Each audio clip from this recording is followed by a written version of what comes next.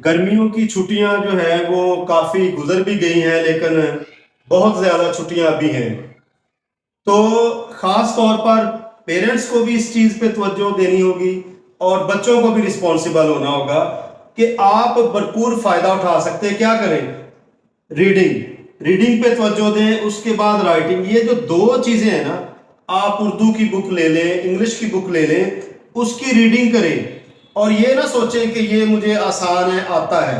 आप बार बार रीडिंग करें और उसको राइट करने की कोशिश करें।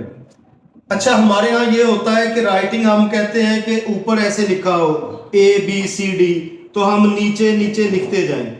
अगर आपके घर में ये नहीं है कि कोई आपको ऊपर लिख कर दे, तो आप उर्दू की बुक निकालें और उसको उसी तरह ट्राई करें लिखने की।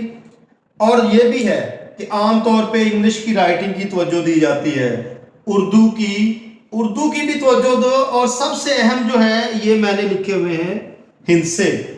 हमारे यहाँ हिंसों पर तवज्जो नहीं दी जाती, तो आप ये कोशिश करें कि ये जो डिजिट्स हैं इनकी भी। तो समझ में आया कि 3 तरह की राइटिंग जो है आपने तवज्जो करें। ABC मतलब इंग्लिश की, अलिफ बे जीम दाल उर्दू की हैंड राइटिंग, और इसके साथ साथ 0 1 2 3 4 रियाजी में, मैथ में बच्चों की राइटिंग जो है ना वो बड़ी पुअर होती है।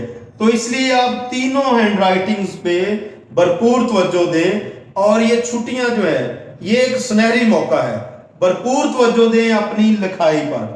तो इंशाल्लाह लिखाई अच्छी होगी तो आपके अच्छे नंबर आएंगे। Good luck.